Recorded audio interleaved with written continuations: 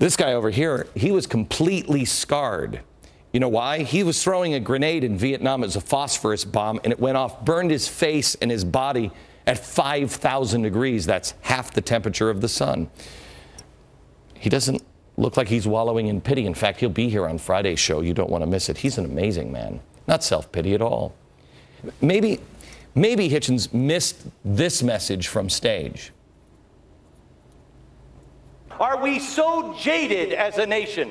Are we so pessimistic that we no longer believe in the individual and the power of the individual? Do we no longer believe in dreams and the power of one person making a difference? I testify to you here and now, one man can change the world.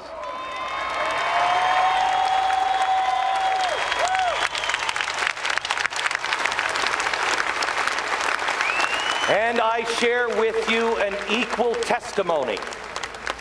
That man or woman is you. You make the Okay, so self-pity. Maybe he missed this part from the stage. This country has spent far too long worried about scars and thinking about the scars and concentrating on the scars. Today, we are going to concentrate on the good things in America, the things that we have accomplished and the things that we can do tomorrow. See, there are those on the left that really believe self-pity. They believe in the theology of oppressor and victim. And so they believe that.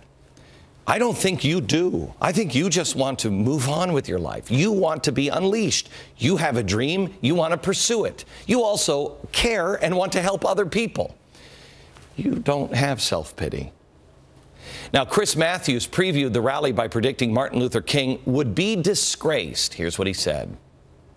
Can we imagine if King were physically here today, were he to reappear tomorrow on the very steps of the Lincoln Memorial? I have a nightmare that one day a right-wing talk show host will come to this spot, his people's lips dripping with the words of interposition and nullification, little right-wing boys and little right-wing girls joining hands and singing their praise for Glenn Beck and Sarah Palin. I have a nightmare. Sounds like a nightmare. But I think the premise on that was that MLK would be disgraced. Do you think Martin Luther King would be disgraced by this man? I definitely want people to be filled with real hope, and conviction that anything is possible in America. If we just know who we are and believe in each other, it's the people, and really it's not the government. It's what has made us exceptional. Just remembering what brought us here. America, make a choice. Which one is more like you? This guy or this guy? The Huffington Post ran a slideshow of the most, quoting, ridiculous images from Saturday's event. This is what they thought was hilarious or bad, or were the crazies in the crowd. Here's what they selected. I showed some of these to you last night. These two were, for some reason, that's crazy, restoring honor. This is a quote from George Washington. September 11th, of course, that's crazy. Restoring honor, that's nuts. Oh, she's ridiculous for some unknown reason. And so are they. I mean, look at them. Oh, and a pocket constitution with George Washington on it. So that's the standard for ridiculous. Okay. You know what I think is ridiculous? I think those people are more like me and more like the average person. Sure, the old lady, maybe she's wearing a red, white, and blue shirt, and she doesn't look like she does on TV or on your Park Avenue address, but gosh, I'd take her every day, 24 hours a day, over the leftist rallies.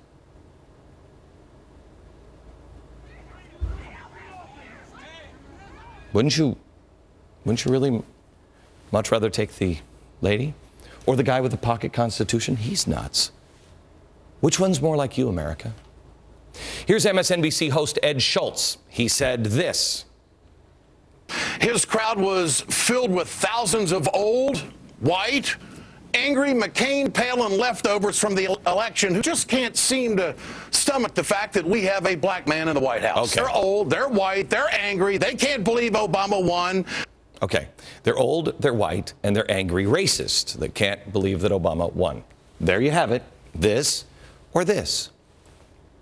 When Glenn said that there was going to be a 9-year-old in the audience today, and that it would touch their heart, and that might be the child one day that grows up and does what needs to be done to save this country. I thought about my 9-year-old. I'm a former Air Force military guy, but first and foremost, I believe that our country should be putting God first once more. So hopefully this will be a call to restore the historical values in our nation of hard work, personal responsibility, families taking care of families, churches getting re-engaged.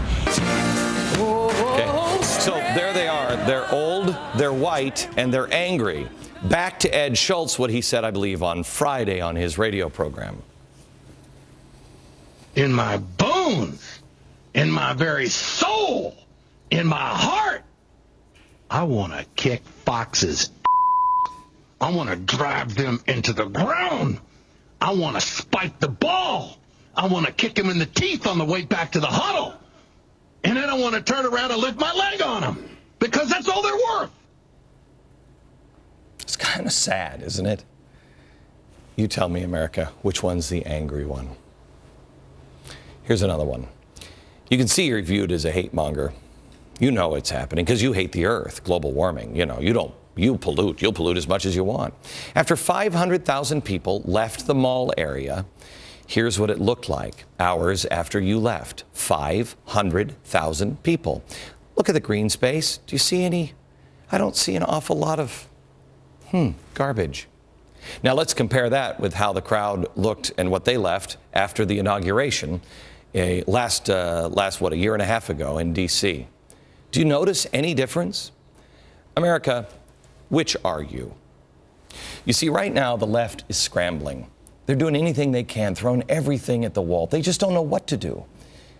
They don't know who you are. They're confused. But here's a good thing. Ding dong, the witch is dead.